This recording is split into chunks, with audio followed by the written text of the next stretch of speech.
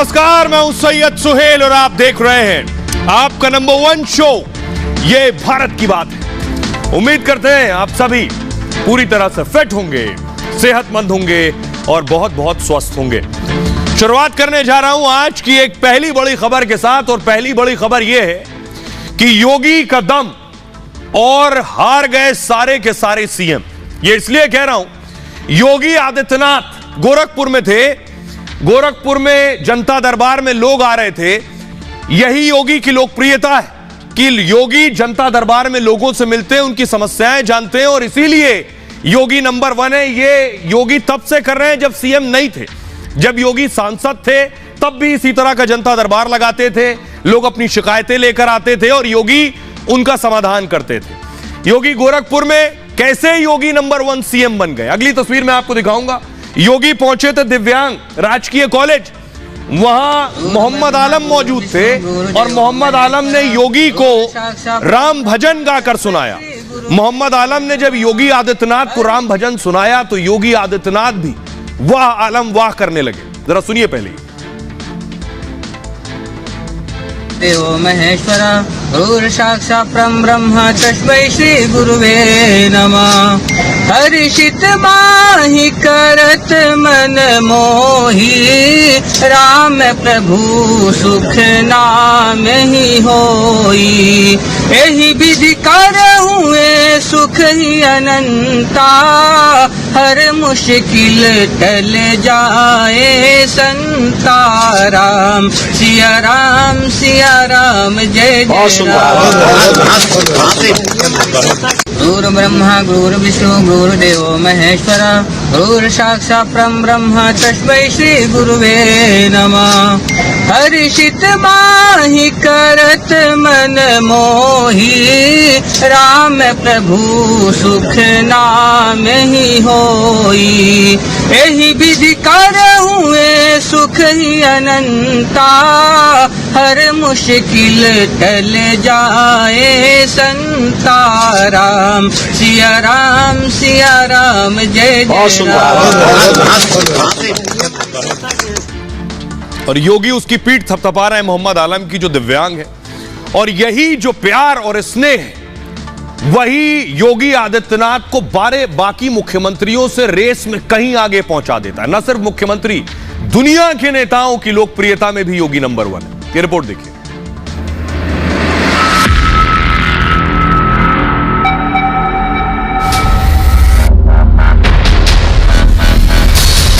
आज प्रदेश का इंफ्रास्ट्रक्चर देश के सबसे अच्छे इंफ्रास्ट्रक्चर में माना जा रहा है।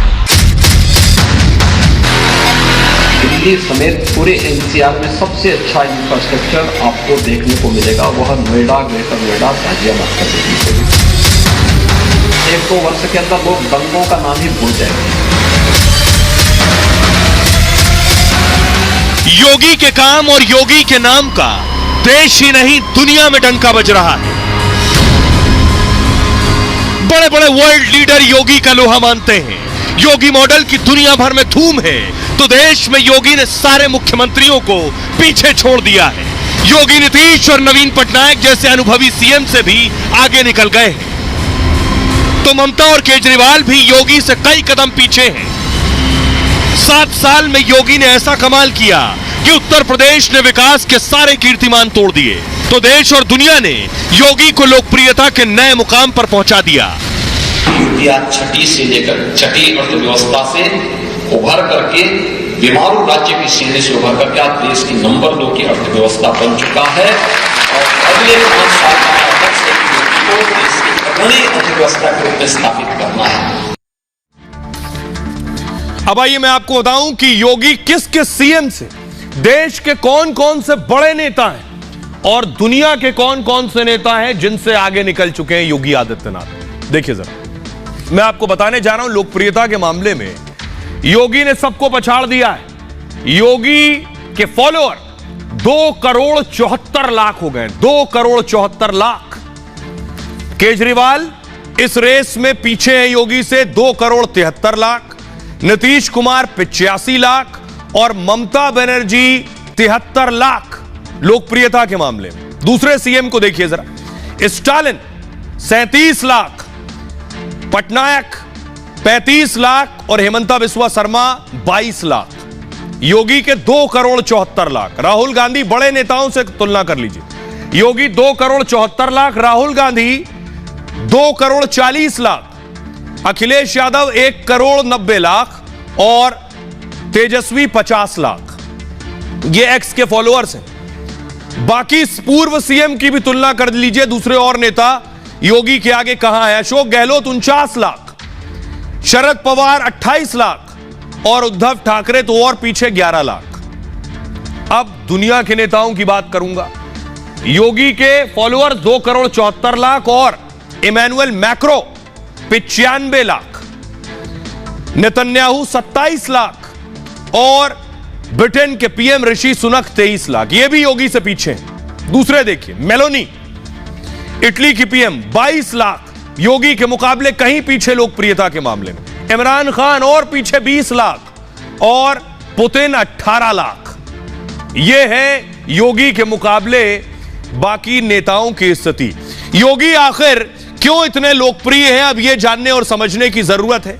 योगी की लोकप्रियता के पीछे वजह है योगी का सख्त शासन, योगी का निर्णय लेने का क्षमता जो है। और यह कैसे पैदा होती है? जब अपराधी खौफ खा रहे हैं, डर रहे हैं और इतना खौफ खा रहे हैं कि योगी की पुलिस पकड़ न ले, इसलिए कनपटी पर बंदूक लगा ली है। देखिए तस्वीर, कनपटी पर बंदूक लगा ली है। पुलिस जब पकड़ने पहुंची कि योगी की पुलिस कहीं पकड़ ना ले, कुछ दिन पहले की तस्वीर मैं आपको दिखा रहा हूं। देखिए पुलिस खड़ी है और वो कनपटी पर बंदूक लगाए हुए अपराधी। सुनिए, मेरे पे पैसे की कमी है तो यार तुम मैं तुमसे बदतमीज करने नहीं चाह रहा। भाई साहब तुम हो जाए वकील साहब, इन तीनों को इधर खड़ा करो, सभी जाओ। मैं बदर भाई की बात मानो, मेरा बड़ा भैया है। अरे को इनकी बात पहले मेरी सुन लो, मैं 3 तक अपने गोली मार दूंगा।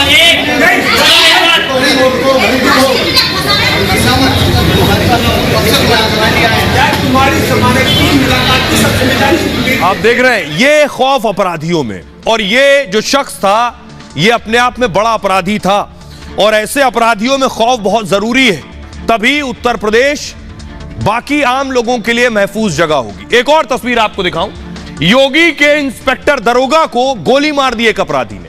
यह तस्वीर मैं आपको दिखा रहा हूं दरोगा की, जिसको गोली मारी वो अस्पताल में, लेकिन जिसने गोली मारी उसका एनकाउंटर हो गया। अगली तस्वीर दिखा रहा हूं, ये देख रहे हैं आप, एनकाउंटर में पुलिस ने ढेर कर दिया है।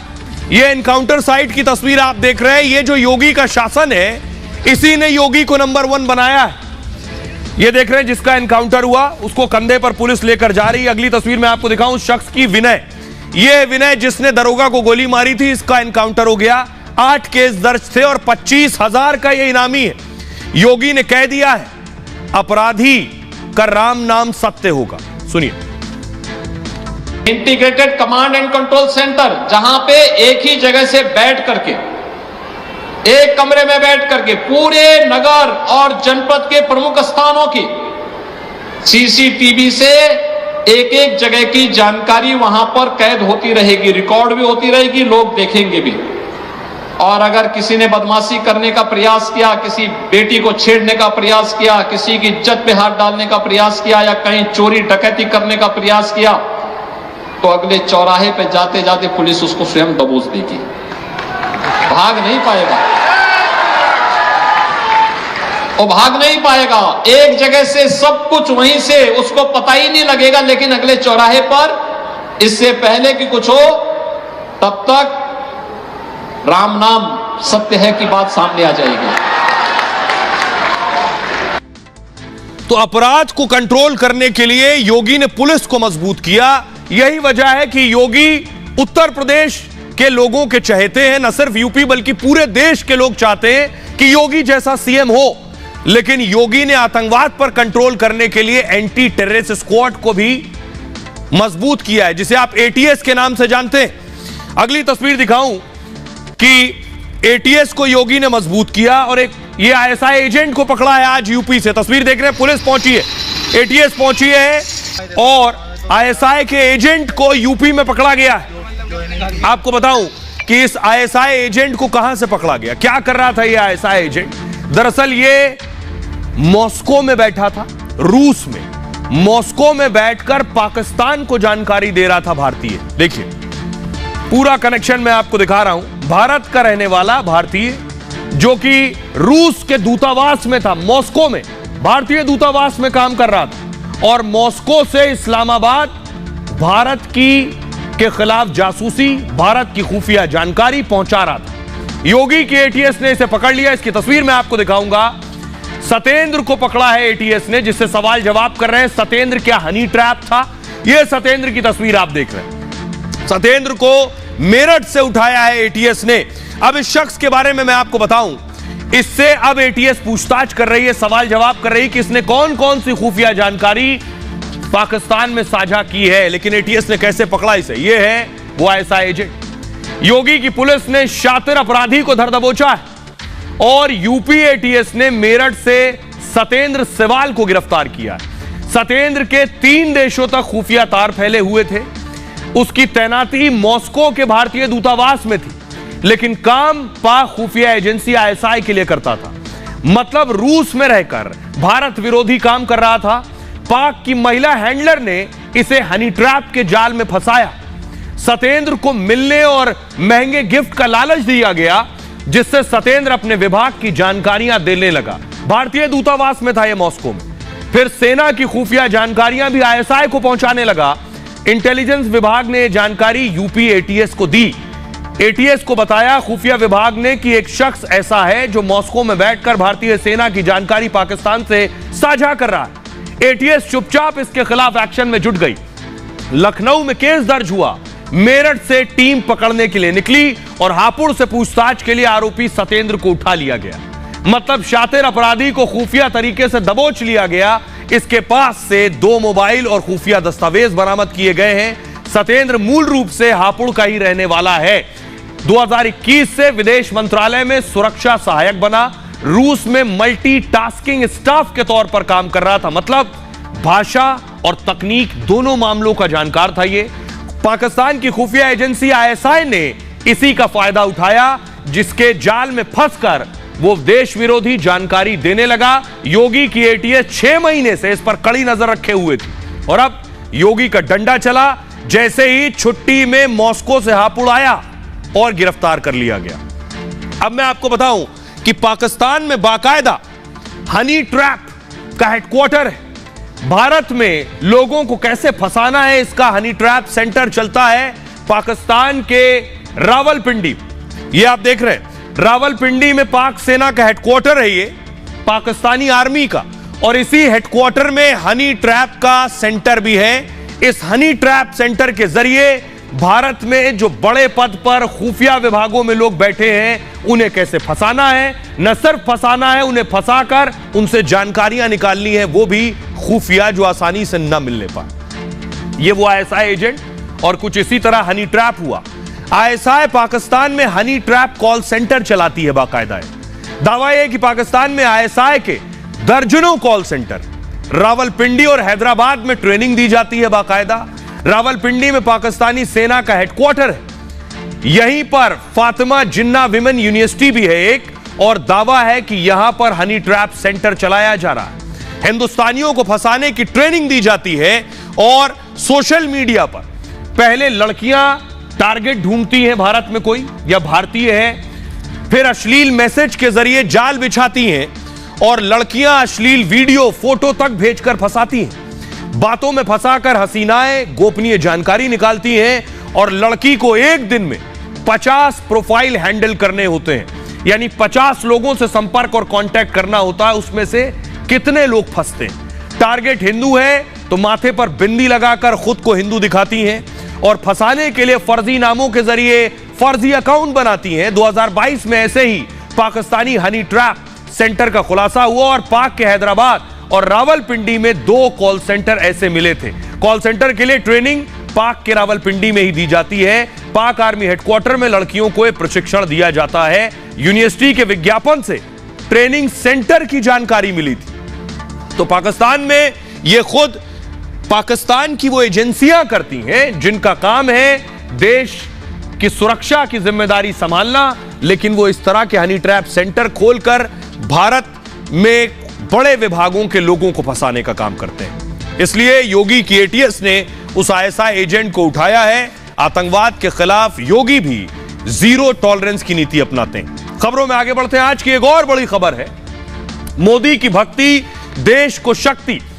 प्रधानमंत्री मोदी आज असम में थे। असम में कई हजार करोड़ की परियोजनाओं की शुरुआत की पीएम मोदी ने, शिलान्यास किया, लोकार्पण किया। लेकिन प्रधानमंत्री ने कामाख्या, असम का जो कामाख्या मंदिर है, अगली तस्वीर में आपको दिखाऊं, यह है कामाख्या मंदिर। कामाख्या मंदिर में अब विकास को रफ्तार देने की तैयारी है। बहुत से लोग कह रहे हैं कि मोदी मंदिर मंदिर क्यों जाते हैं। बहुत से विरोधी कहते हैं मोदी मंदिरों का विकास क्यों करते हैं। मैं आपको बताऊंगा कि मंदिरों के विकास के जरिए कैसे देश का विकास, रफ्तार और रोजगार जुड़ा हुआ है। अगली तस्वीर दिखाऊंगा कामाख्या में। यह कामाख्या कॉरिडोर बनने जा रहा है। कामाख्या मंदिर, कामाख्या कॉरिडोर का मकसद क्या है यह भी मैं आपको बताऊंगा। लेकिन अकेला कामाख्या कॉरिडोर नहीं, अगली तस्वीर में आपको दिखाऊं।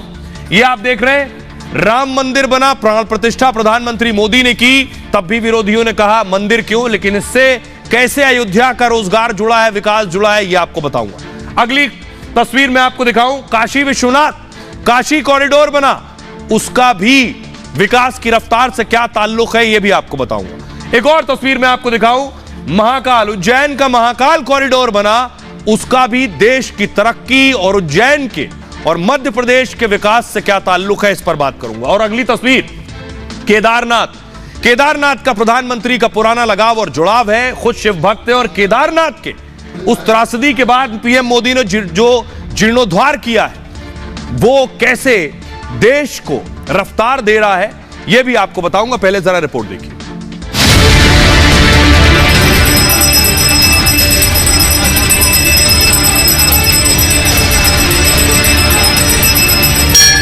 मोदी भक्ति से देश को विकास की नई शक्ति दे रहे हैं।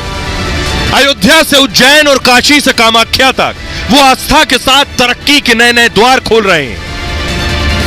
अयोध्या में 24 लाख से ज्यादा लोग दर्शन कर चुके हैं। मां कामाख्या दिव्य लोक बनने के बाद यहां भी हम ऐसा ही दृश्य देखने वाले हैं।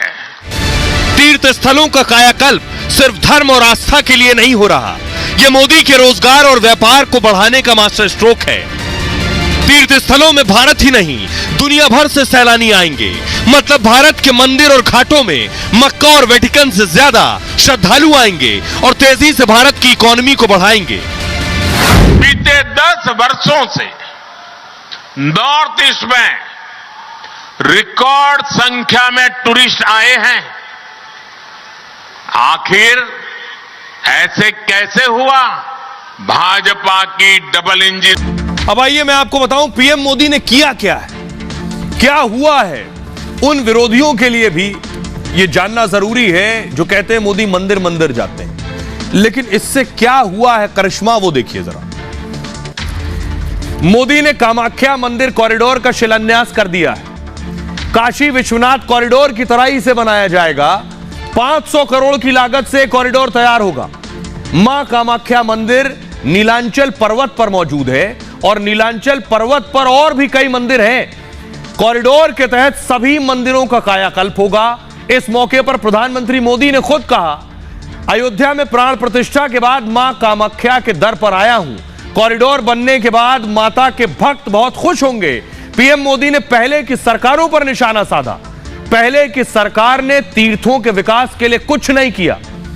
अपनी ही संस्कृति पर शर्मिंदा होने का ट्रेंड बन गया था। हम अपनी जड़ों को काट कर आगे नहीं बढ़ सकते। तीर्थों के विकास से पर्यटन बढ़ रहा है, लाखों लोगों का रोजगार मिल रहा है। पर्यटकों के आने से गरीब अमीर सभी कमाते हैं। अब देखिए इसकी नजीर और इसका उदाहरण पेश कर रहा है अयोध्या। 22 जनवरी को प्राण प्रतिष्ठा हुई अयोध्या में। निर्माण में 1800 करोड़ रुपए खर्च हो चुके हैं। अभी 2000 करोड़ का और खर्च आएगा।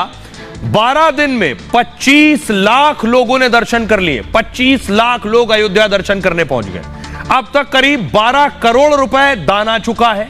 राम मंदिर के निर्माण से रोजगार के अवसर बढ़ गए। हर साल 3 करोड़ लोगों के आने का अनुमान है। 3 करोड़ लोग अयोध्या आएंगे। होटल उद्योग में 25,000 रोजगार के मौके बनेंगे। 1 लाख से ज्यादा रोजगार के नए अवसर पैदा होंगे अकेले अयोध्या में। सोचिए, अब काशी कॉरिडोर से क्या हुआ? काशी विश्वनाथ का कॉरिडोर बन गया। 700 करोड़ की लागत आई इसे बनने में। कॉरिडोर बनने के बाद 13 करोड़ से ज्यादा श्रद्धालु आए। 1 साल में 8.5 करोड़ श्रद्धालु आ चुके हैं और अर्थव्यवस्था में सालाना 8 से 10 हजार करोड़ का योगदान मिल रहा है। कॉरिडोर से 40% रोजगार के अवसर बढ़ गए। लाखों लोगों को रोजगार के नए अवसर मिले हैं। यह है प्रधानमंत्री मोदी की सोच। उज्जैन की बात करिए, जब उज्जैन कॉरिडोर बना तो विरोधियों ने उस पर भी सवाल उठाए। 850 करोड़ की लागत से तैयार हुआ कॉरिडोर। शिव के 12 ज्योतिर्लिंगों में से एक है उज्जैन। 1 साल में 5 करोड़ श्रद्धालु आ चुके हैं। रोजगार में 30% की बढ़ोतरी हो गई है। अर्थव्यवस्था में हजारों करोड़ का योगदान उज्जैन का है। केदारनाथ धाम 2014 में मंदिर रेनोवेशन प्रोजेक्ट लॉन्च हुआ। 2021 में मोदी ने केदारनाथ कॉरिडोर का लोकार्पण किया। 1 साल में 19 लाख लोग पहुंचे। रोजगार में 40% की बढ़ोतरी हुई है। अप्रत्यक्ष रूप से कई हजार लोगों को रोजगार मिला है।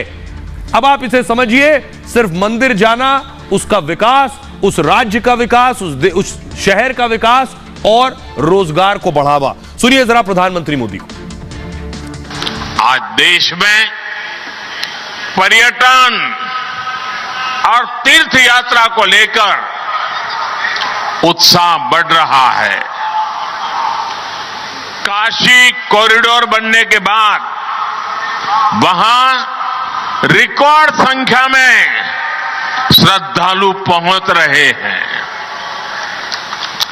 बीते 1 वर्ष में 8.5 करोड़ लोग काशी गए। 5 करोड़ से अधिक लोगों ने उज्जैन में महाकाल महालोक के दर्शन किए। 19 लाख से अधिक लोगों ने केदार धाम की यात्रा की है। अयोध्या धाम में 24 लाख से ज्यादा लोग दर्शन कर चुके हैं। मां कामाख्या दिव्य लोक बनने के बाद यहां भी हम ऐसा ही दृश्य देखने वाले हैं। जब तीर्थ यात्री आते हैं, श्रद्धालु आते हैं, तब गरीब से गरीब भी कमाता है। रिक्शे वाले हो, टैक्सी वाले हो, होटल वाले हो, रेहड़ी पटरी वाले हो, सभी की आमदनी बढ़ती है। तो यह पीएम मोदी का प्लान है। अब देखिए अकेले उत्तर प्रदेश में योगी आदित्यनाथ का क्या प्लान है, कैसे कई जिलों की शक्लो सूरत बदली है और अब पूरी तरह से इसका असर और प्रभाव पूरे राज्य पर पड़ेगा। जैसे ये देख रहे हैं आप, पूरा रूट समझिए, अयोध्या से काशी, काशी से प्रयागराज और प्रयागराज से मथुरा, पूरा कॉरिडोर बन जाएगा। ये धार्मिक स्थल जितने हैं, तीर्थ स्थल, लोग बिना रुके अयोध्या से काशी और प्रयागराज से मथुरा पहुंच जाएंगे। योगी सरकार का तीर्थ स्थलों के विकास पर जोर है। योगी सरकार बड़े धार्मिक स्थलों को जोड़ने पर काम कर रही है। इन्हें कैसे कनेक्ट कर दिया जाए आपस में, इसमें अयोध्या, काशी, प्रयागराज, मथुरा को जोड़ने की कोशिश है। इनके जोड़ने के लिए सरकार एक कॉरिडोर का प्लान बना रही है। एक से दूसरे धार्मिक स्थल जाने की सारी सुविधाएं मिलेंगी। श्रद्धालु एक साथ चारों धार्मिक स्थल की बुकिंग करा सकेंगे और सरकार पर्यटन के लिए बुनियादी ढांचे का विकास करेगी। बजट में योगी सरकार धार्मिक पर्यटन के लिए खजाना खोलेगी। एनटीपीसी अयोध्या में 40 मेगावाट का सोलर प्लांट लगा रही है। इससे 10 मेगावाट बिजली का उत्पादन शुरू हो गया है और मार्च महीने तक 40 मेगावाट का उत्पादन शुरू हो जाएगा। अयोध्या में 50% बिजली की आपूर्ति सौर ऊर्जा प्लांट से होगी। वाराणसी, मथुरा में भी सौर ऊर्जा प्लांट लगाने की तैयारी है। तो आप समझिए, सिर्फ ये मंदिरों का विकास नहीं, ये शहरों का विकास है और इनसे जुड़े हुए दूसरे शहर भी तेजी से आगे बढ़ेंगे और तरक्की करेंगे। यह है राज्य के विकास के लिए एक रणनीति और एक रूपरेखा। सुनिए जरा योगी आदित्यनाथ को। पर्यटन के क्षेत्र में कितनी संभावनाएं उत्तर प्रदेश के अंदर हैं।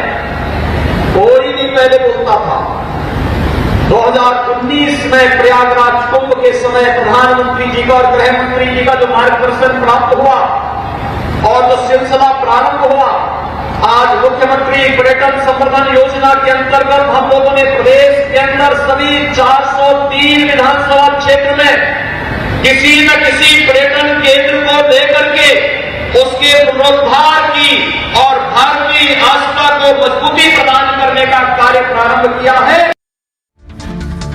अब बहुत से लोगों को, विरोधियों को इस पर ऐतराज है कि योगी सिर्फ मंदिरों का, कॉरिडोर्स का विकास कर रहे हैं, मोदी मंदिरों को आगे बढ़ा रहे हैं, लेकिन इससे फायदा क्या हुआ? उन मुल्कों की बात करूंगा जो न जाने कितना पैसा कमा रहे हैं इससे, अर्थव्यवस्थाएं मजबूत हो गई। सऊदी अरब की बात करेंगे।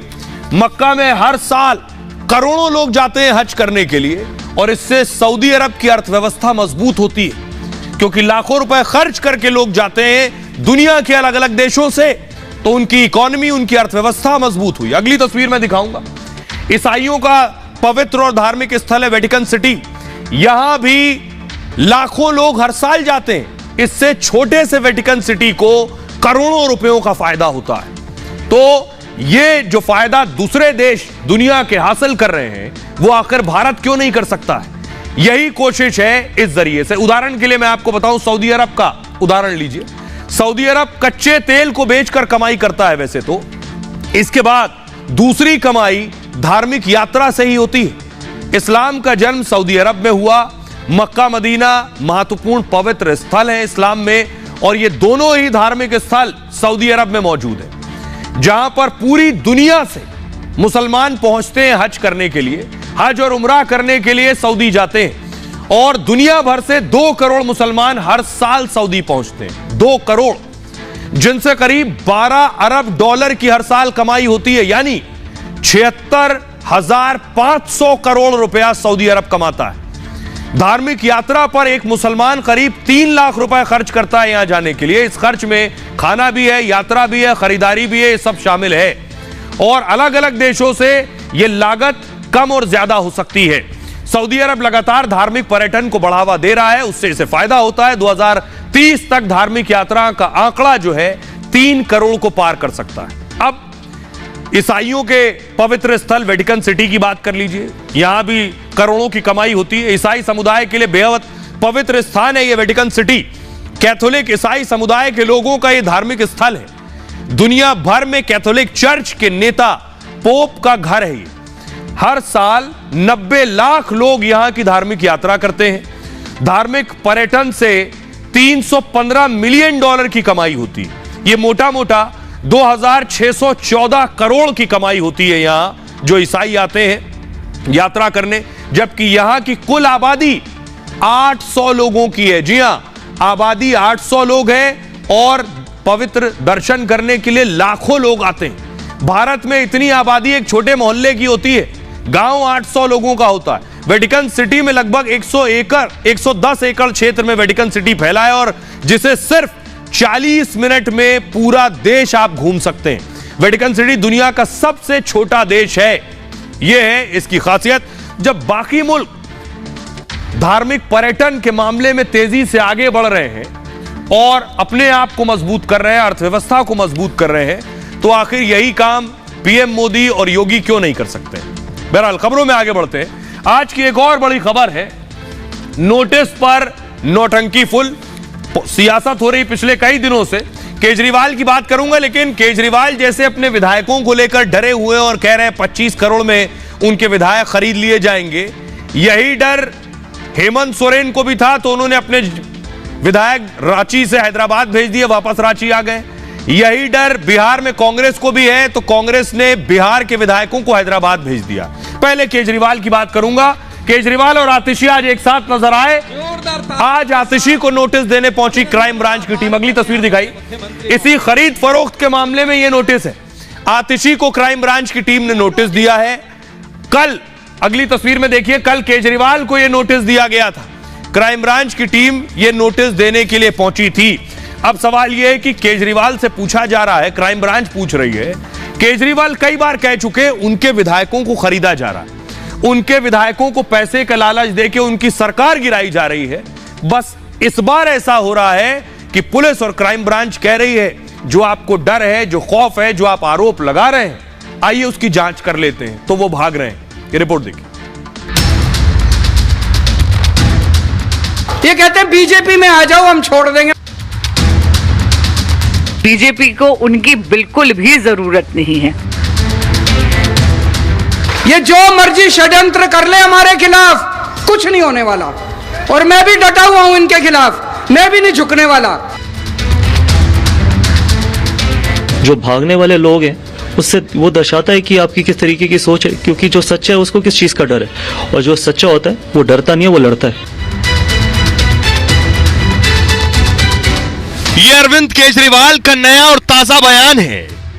ये कहते हैं बीजेपी में आ जाओ, हम छोड़ देंगे। मैंने कहा बिल्कुल नहीं आऊंगा बीजेपी में, कतई नहीं आऊंगा बीजेपी में। क्यों आ जाए बीजेपी में? नहीं आते बीजेपी में। अब तक केजरीवाल और उनकी पार्टी कहती रही कि उनके विधायकों को तोड़ा जा रहा है, पैसे का ऑफर दिया जा रहा है। 7 विधायकों को ऑफर मिल चुका है, 21 विधायकों से बात की गई, टिकट का लालच भी दिया गया। लेकिन किसने लालच दिया, किस किस को लालच दिया, कब और कैसे लालच दिया, इस पर केजरीवाल मौन है। उनकी पार्टी भी चुप है। अब बीजेपी की शिकायत पर क्राइम ब्रांच ने नोटिस थमाया तो केजरीवाल ने यह नया बयान दिया है। ये जो मर्जी षड्यंत्र कर ले हमारे खिलाफ, कुछ नहीं होने वाला। और मैं भी डटा हुआ हूं इनके खिलाफ, मैं भी नहीं झुकने वाला। ऐसा नहीं है कि केजरीवाल और उनकी पार्टी ने पहली बार ऐसा बयान दिया। पहले 3 बार ऐसे ही आरोप लगाए थे, लेकिन कभी कोई सबूत नहीं दिए। अब भाई आपको बताता हूं, जो नोटिस आतिशी को दिया गया है, क्राइम ब्रांच के ऑफिसर आज पहुंचे केजरीवाल के मंत्री के घर, कल पहुंचे थे केजरीवाल के घर। दोनों ही तस्वीरें देखिए आप जरा। ये क्राइम ब्रांच जब पहुंची केजरीवाल के घर, ये आतिशी के घर। क्राइम ब्रांच ने आतिशी को नोटिस थमा दिया है, जो केजरीवाल की मंत्री हैं। 3 घंटे के इंतजार के बाद उन्होंने नोटिस लिया और क्राइम ब्रांच ने उन्हें कल तक का वक्त दिया है। कल तक जवाब देना है, फिर एक्शन होगा। विधायक खरीद फरोख्त मामले में नोटिस मिला है। विधायकों की खरीद फरोख्त का यह मामला है। आतिशी ने समर्थन में कोई सबूत अब तक नहीं दिए थे। आतिशी अरविंद केजरीवाल सरकार में मंत्री हैं और आतिशी ने कहा मुझे कोई समन नहीं मिला, इसमें आईपीसी या सीआरपीसी की धारा का जिक्र नहीं है।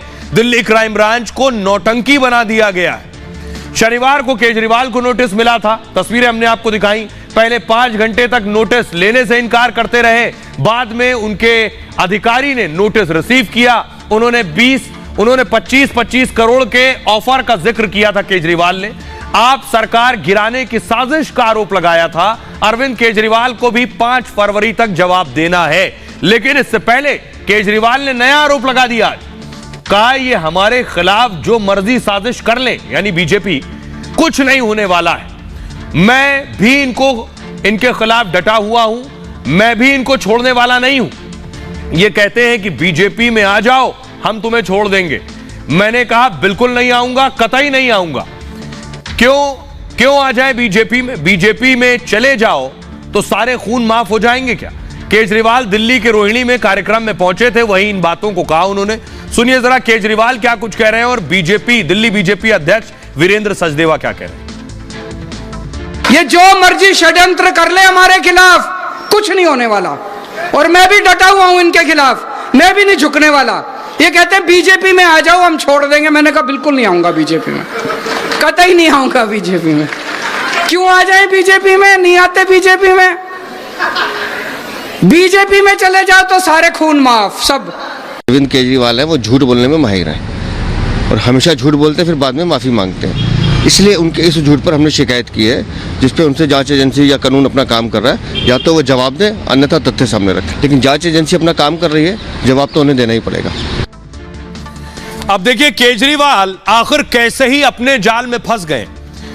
एक कहावत आपने सुनी होगी, शेर आया, वैसे ही केजरीवाल कई बार कर चुके हैं। इसलिए केजरीवाल अब लपेटे में।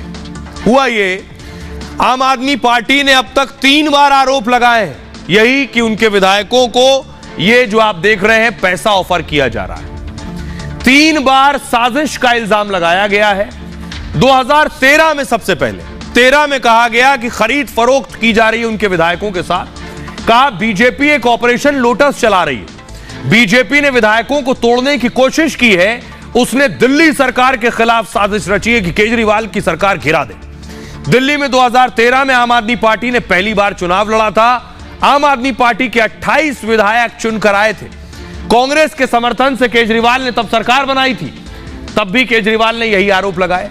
उसके बाद 2022 में फिर यही आरोप लगाए केजरीवाल ने, विधायकों को खरीदने की कोशिश कर रही है बीजेपी। ये कहा बीजेपी हमारे खिलाफ साजिश कर रही है।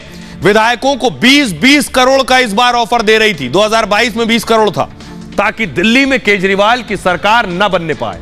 केंद्र की नरेंद्र मोदी सरकार हमसे डर गई है, उन्होंने कहा। 2024 में फिर वही आरोप है। आपने इस बार ऑपरेशन लोटस 2 का आरोप लगाया है।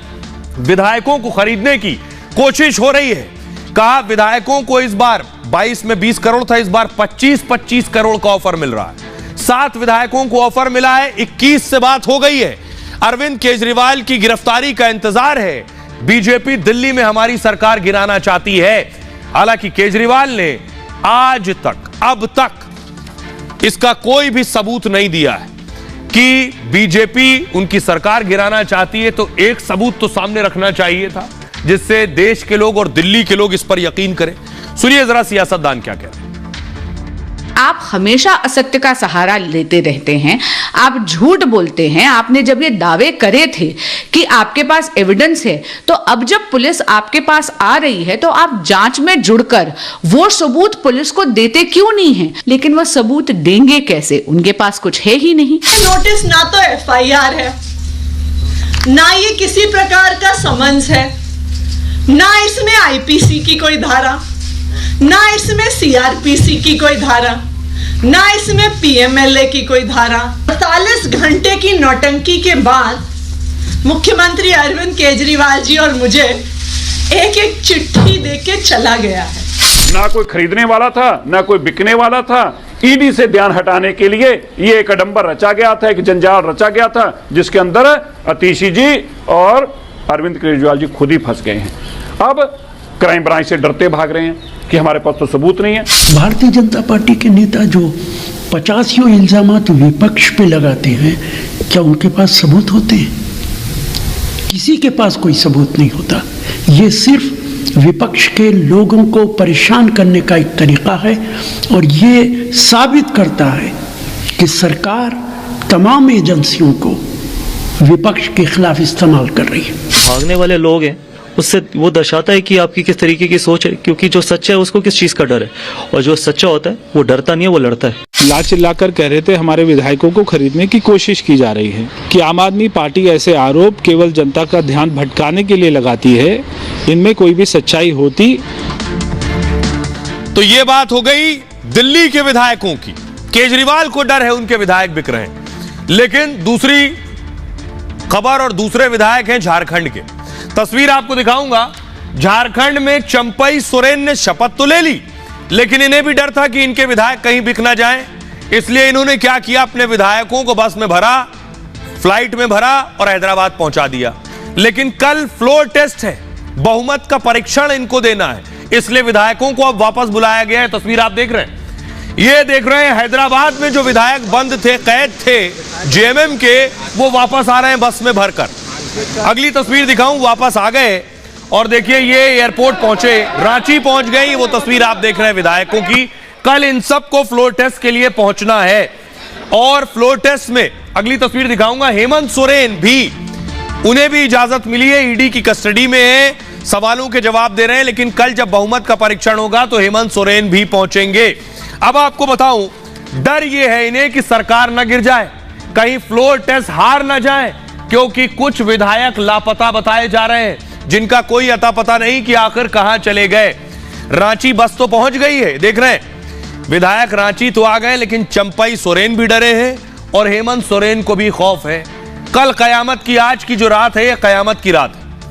कल झारखंड में बड़ा दिन है, क्योंकि विधानसभा में विश्वास मत साबित करना है। चंपई सरकार विश्वास मत पेश करेगी। आशंका है कि सरकार गिर भी सकती है, इसलिए इंडिया अलायंस में जबरदस्त टेंशन, तनाव है। विधायकों को बचाने छिपाने का खेल चल रहा है। 31 जनवरी को चंपई सरकार ने शपथ ली थी। झारखंड विधानसभा में कुल 80 विधायक हैं। 41 विधायकों का समर्थन चाहिए सरकार बनाने के लिए। चंपई ने कहा 43 विधायक उनके पास हैं, यानी 2 ज्यादा, जिसका मतलब है सत्ता पक्ष पूरी तरह से बहुमत में है। लेकिन खेल अब सामने आ रहा है। खेल क्या है? हैदराबाद सभी विधायक गए हैं। हैदराबाद जाने वाले विधायक हैं 34, चाहिए हैं 41, कहा था 43 है। मुख्यमंत्री और 2 उप मुख्यमंत्री रांची में हैं, इन्हें मिलाकर 37 हो जाता है। पूर्व मुख्यमंत्री हेमंत सोरेन अभी जेल में हैं, सब मिलाकर आंकड़ा पहुंचेगा 38 तक।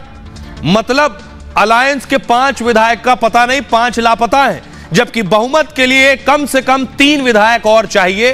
38 में 3 जोड़ेंगे तो 41 होंगे, बहुमत के लिए 41 चाहिए। ये विधायक कौन है, कहां है, किसी को पता नहीं। इनके बारे में इंडिया अलायंस भी कुछ नहीं बता पा रहा है। इसलिए डर यह है कि कहीं बस तो आ गई है विधायकों से भरी, लेकिन यह बस को वापस न जाना पड़ जाए। सुनिए जरा क्या कुछ कह रहे हैं जो विधायक आए हैं और सियासतदान। जो झारखंड में आपकी स्टील की इंडस्ट्री है, बोकारो है, ये सब पकड़ा के ये अपने 2-3 मित्रों को पकड़ा देंगे। तो इसके खिलाफ हम खड़े हैं। जो हमारे आदिवासी भाई हैं, उनका जल, उनका जंगल और उनकी जमीन की रक्षा कांग्रेस पार्टी करती है और करती रहेगी। नहीं, फ्लोर टेस्ट तो हम जीतेंगे, बहुमत तो है। 81 सीटों का असेंबली है, उसमें बहुमत हमारे पास बिल्कुल है, हमें पूरा विश्वास है। और देखिए हेमंत सोरेन जी को भी अनुमति दी गई है स्पेशल कोर्ट की ओर से। तो ये सब क्या दिखाता है? ये तो ईडी का एक षड्यंत्र है, मोदी सरकार का एक षड्यंत्र है। वो फ्लोर टेस्ट जीते हारे, लेकिन उन्होंने झारखंड को तो हरा दिया, शर्मसार कर दिया पूरे देश की निगाहों में। मुख्यमंत्री फरार रहा 40 घंटे, उसके बाद मुख्यमंत्री को इस्तीफा देना पड़ा। हेमंत सोरेन आज जेल में है। जहां तक फ्लोर टेस्ट की बात है, अगर ये इतने कॉन्फिडेंट थे तो ये भाग विधायक भाग का खेल क्यों? अरे इनकी सरकार, इनके मुख्यमंत्री, इनकी पुलिस, इनका एडमिनिस्ट्रेशन, फिर ये क्यों हैदराबाद चले गए? और अब आपको दिखाने जा रहा हूं, ये देखिए जरा, अभी अभी विधायक पहुंचे, सर्किट हाउस में ठहराया गया है। सर्किट हाउस की तस्वीर देख रहे हैं, बस रुकी है आकर। जो विधायक हैदराबाद से आए हेमंत सोरेन के, वो सर्किट हाउस में रुकेंगे, कल फ्लोर टेस्ट के लिए जाएंगे। चलिए, तो यहां वाले विधायक आ गए, लेकिन दूसरे विधायक कांग्रेस पार्टी के वो गायब है, हैदराबाद भेज दिए गए। जी हां, बिहार में भी फ्लोर टेस्ट होना है। नीतीश कुमार ने दोबारा शपथ ली है। कांग्रेस को डर ये इस बार उनके विधायक ना भाग जाएं। तो ये देखिए दिलचस्प तस्वीर, इतना पॉलिटिकल ड्रामा चल रहा है, दिल्ली से पटना तक और पटना से रांची तक। ये देख रहे हैं, ये कांग्रेस के विधायकों की बस है जो पटना से हैदराबाद के लिए जाने के लिए निकली, और कांग्रेस ने भी अब अपने विधायकों को हैदराबाद भेज दिया। सोचिए सब हैदराबाद क्यों भेज रहे हैं? क्योंकि तेलंगाना में कांग्रेस की सरकार है, रेवंत रेड्डी सीएम है, तो पहले जेएमएम ने अपने विधायक हैदराबाद भेजे, अब पटना से विधायक हैदराबाद जा रहे हैं। क्योंकि डर ये, अब मैं आपको बताऊं, देखिए कितना लंबा सफर तय कर रहे हैं विधायक। ये कहां से कहां पहुंचे? इन विधायकों को कांग्रेस ने पटना से पहले कहां बुलाया था? देखिए, कांग्रेस के विधायक पटना से उड़ान भरकर पहले ये सब दिल्ली आए थे, दिल्ली में रुके थे, लेकिन डर दिल्ली में था तो 1050 किलोमीटर का सफर तय करके दिल्ली आए। दिल्ली में डरे हुए थे तो फिर 1550 किलोमीटर का सफर तय करके अब देखिए दिल्ली से हैदराबाद पहुंच गए। आइए अब मैं आपको दिखाऊं कि आखिर दिल्ली से पहुंच गए हैदराबाद कांग्रेस के विधायक। डर और बढ़ गया, क्यों? क्योंकि बिहार के डिप्टी सीएम आप देख रहे हैं, दोनों डिप्टी सीएम सम्राट चौधरी और विजय सिन्हा दिल्ली आ गए, दिल्ली में अमित शाह से मिल रहे हैं। तो ऐसा क्या डर और खौफ कि दिल्ली से विधायकों को हैदराबाद भेज दिया है। अब मैं बताऊं, क्या बिहार में अभी खेल बाकी है? कांग्रेस को डर है उनके विधायक टूट जाएंगे, उनके विधायक क्या जेडीयू में और बीजेपी में चले जाएंगे, यही डरा रहा है कांग्रेस को भी। बिहार में 12 तारीख को विश्वास मत है, 5 तारीख को रांची में और 12 को बिहार में। नीतीश सरकार विश्वास मत पेश करेगी। नीतीश सरकार के पास सदन में पूरा बहुमत है, लेकिन कांग्रेस को पार्टी टूटने का डर सता रहा है। बिहार में कांग्रेस के 19 विधायक हैं और आशंका यह है कि 11 विधायक टूट सकते हैं 19 में से। पार्टी में टूट की आशंका से कांग्रेस डरी हुई है। कांग्रेस ने अपने सारे विधायकों को छिपा दिया है, फ्लाइट से भेज दिया है। पहले इन विधायकों को मिलने के लिए दिल्ली बुलाया गया, फिर दिल्ली से विधायकों को हैदराबाद पहुंचा दिया गया है और हालांकि अब तक केवल 16 विधायक हैदराबाद पहुंचे हैं। कांग्रेस कह रही है तेलंगाना में कांग्रेस की सरकार बनी है, विधायक तेलंगाना की रेवंत सरकार को बधाई देने कहे। देखिए रेवंत सरकार कब बनी और बधाई वो भी दिल्ली होते हुए हैदराबाद गए देने। इसी बीच ब्लैकमेल का खेल भी फिर चल रहा है। जीतन राम मांझी ने एक बार फिर दबाव बढ़ा दिया है, क्योंकि नीतीश कुमार जब अलग हुए तो आरजेडी ने इन्हें ऑफर दिया था आ जाओ सीएम बना देंगे, क्योंकि इनके पास भी 4 से 5 विधायक हैं। जीतन राम मांझी नीतीश सरकार में 2 मंत्री पद चाहते हैं। फिलहाल इनकी पार्टी को केवल 1 मंत्री पद मिला है और चिराग पासवान ने इनकी मांग का समर्थन कर दिया है। चिराग ने कहा जीतन राम मांझी पूर्व मुख्यमंत्री है, उनके विधायकों की संख्या भले ही कम है लेकिन इस वक्त उनका महत्व ज्यादा है। ऐसी बात हुई है तो उन्हें सम्मान मिलना चाहिए, ये चिराग कह रहे हैं। सुनिए जरा सियासतदानों को। अरे भाई नई सरकार बनी है, हम लोग को सब विधायक हम लोग आए हैं, मुख्यमंत्री जी से मिलेंगे, बधाई देंगे। कहाँ के यार हैदराबाद घूमने आए हम लोग सभी विधायक लोग। कहाँ पर आपको ठहरा रहे हैं? वो हम नहीं जानते, हम लोग कहीं भी होटल में ठहर गए। अरे माननीय मुख्यमंत्री जी को बधाई देने आए हैं बिहार के धरती से। क्या है मुझे पता नहीं है, आने के लिए बोले आया जा रहा हूँ, कौन है क्या है मुझे क्या मालूम। हैदराबाद में रहेंगे, ताज कृष्णा में रहेंगे, किधर रहेंगे मालूम नहीं है हमारे को। अरे वो पूरा अभी कहीं को बाबा जान दो ना, बोल देंगे ना, अभी 1 घंटा के बारे में पूरा बोल दे तो। नहीं वैसा कुछ भी नहीं है, वो आ जाएंगे। आप एक है, आप लोगों को बताएंगे, कोई फिक्र मत करो। सर सीएम को बधाई देने के लिए भी आए बोले थे। नहीं ना, सीएम को बधाई देने को आए ये लोग पूरा। आइए खबरों में आगे बढ़ते हैं। आज की एक और बड़ी खबर है। 2 दिन से पूनम पांडे चर्चा में थी, अब मुश्किलों में आने वाली। पूनम पांडे क्या जेल जाने वाली है? क्योंकि पूनम पांडे ने जो झूठ बोला, उन्होंने कहा मैंने जागरूकता फैलाने के लिए कि सर्वाइकल कैंसर के बारे में लोग बात करें, लोगों को पता चले, इसलिए मैंने झूठ बोला। लेकिन बहुत से लोग गुस्सा है, नाराज हैं और अब पूनम पांडे के खिलाफ एफआईआर दर्ज करने की मांग हो रही है। ये देख रहे हैं, बाकायदा शिकायत दर्ज कराई गई और कहा गया है गंभीर और संगीन धाराओं में पूनम पांडे के खिलाफ एफआईआर दर्ज की जाए और उन धाराओं में जिसमें पूनम पांडे को बड़ी सजा भी हो सकती है। पूनम पांडे के खिलाफ शिकायत दर्ज करा दी गई है और मुंबई के अंधेरी पुलिस स्टेशन में शिकायत दर्ज हुई है। मौत की अफवाह फैलाने की शिकायत है। कहा गया एडवोकेट अली काशिफ खान देशमुख ने शिकायत दर्ज कराई है। आईपीसी की धारा 417, 420, 120B, 34 के तहत केस दर्ज करने की मांग है। आईपीसी की धारा 417 मतलब छल या धोखा करने का आरोप, 1 साल तक की सजा का प्रावधान है, जुर्माना भी लगाया जा सकता है। इसके अलावा धारा 420 झूठ के जरिए कमाई का आरोप, नए कानून में इसकी जगह धारा 316 लगाई जाएगी।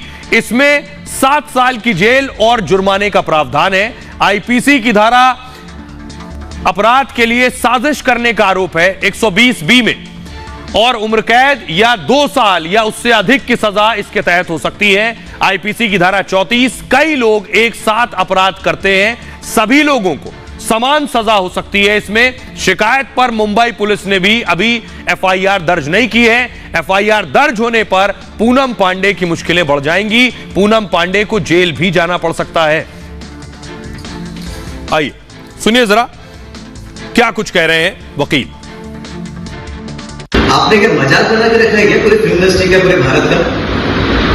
एक चीप पब्लिसिटी आज तक भारत में जल्दी कोई ऐसा करता नहीं। एक पीआर के लिए इतने लोग गिर सकते हैं आप लोग? आज कल को हमारी फिल्म इंडस्ट्री में किसी की भी मृत्यु होती है तो लोग सोचेंगे कि सच है क्या झूठ है ये, तो कंफर्म करने में कई घंटे चले जाएंगे। मैंने मुंबई की पुलिस कमिश्नर से मांग की है कि एक्ट्रेस मॉडल पूनम पांडे पर, साथ ही उनके मैनेजर पर एफआईआर दर्ज की जाए। इसलिए दर्ज की जाए कि दोबारा कोई भी ऐसे झूठी खबर अपने खुद की मृत्यु की ना फैलाए, लोग के भावना के साथ न खेले। तो ये सिने वर्कर एसोसिएशन के अध्यक्ष थे सुरेश गुप्ता। खबरों में आगे बढ़ते हैं। खबर लद्दाख से आ रही। लद्दाख में राज्य की मांग हो रही है और बड़ा प्रोटेस्ट हो रहा है। अगली तस्वीर दिखाऊंगा मैं आपको, ये देख रहे हैं। पुलिस स्क्रीन लीजिए, ये जो प्रोटेस्ट हो रहा है ये लद्दाख में हो रहा है।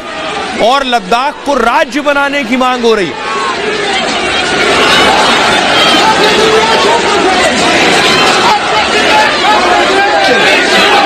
ये दूसरी तस्वीर देखिए, भारी भीड़, भारी जमावड़ा, बड़ा प्रदर्शन। ये लद्दाख की सड़कों की तस्वीर है।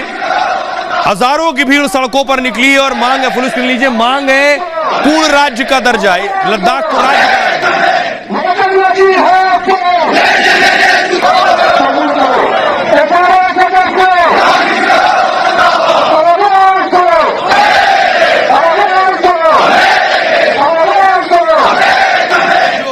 लद्दाख को केंद्र शासित प्रदेश बनाया गया उस दौर में जब कश्मीर से, जम्मू कश्मीर से 370 हटी, लद्दाख उसका हिस्सा था, तो लद्दाख को केंद्र शासित प्रदेश बनाया गया। लद्दाख में अब मांग हो रही है कि उसे पूर्ण राज्य का दर्जा फिर से दिया जाए। कड़ाके की ठंड में लद्दाख एक प्रदर्शन से उबल रहा है। लेह में हजारों की संख्या में लोग सड़क पर उतरे और प्रदर्शन किया। प्रदर्शनकारियों की मांग थी कि लद्दाख को पूर्ण राज्य का दर्जा दिया जाए और दूसरे राज्यों की तरह लद्दाख को संवैधानिक हक मिले। सड़क पर उतरे सरकार विरोधी मार्च में सोनम वांगचुक भी थे। वही वांगचुक जो मशहूर सामाजिक कार्यकर्ता हैं और जिनके नाम पर 3 इडियट्स फिल्म भी बन चुकी है। प्रदर्शनकारी इस मांग पर भी अड़े हैं कि लद्दाख और करगिल को अलग अलग सीट घोषित किया जाए, जिसमें इलाके में रोजगार बढ़े और सबका विकास हो। सरकार ने लोगों की मांग को देखते हुए पहले ही एक कमेटी बनाई है, जिसकी अध्यक्षता केंद्रीय मंत्री नित्यानंद राय कर रहे हैं, लेकिन लोग जांच की बजाय फौरन एक्शन की मांग पर अड़े हुए हैं। अब मैं आपको दिखाने जा रहा हूं तस्वीरें, देखिए। जो मांग उठ रही है वो मांग है पूर्ण राज्य का दर्जे की। तस्वीरें बता रही हैं कि किस तरह से एक पूरा मूवमेंट खड़ा किया जा रहा है। पुलिस सुन लीजिए, जरा तो सुनिए। दूसरी तस्वीर प्ले कीजिए। ये जो आप देख रहे हैं ये लद्दाख की तस्वीर है।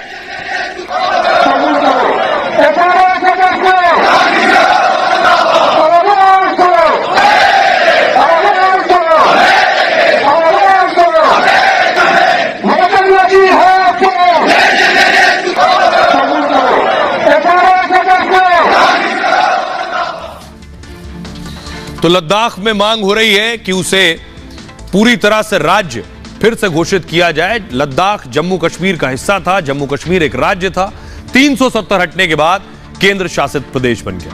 बहरहाल ये भारत की बात है में इतना ही। आप अपना और अपनों का बहुत बहुत ख्याल रखिए। रुक रहे हैं एक छोटे से ब्रेक के लिए।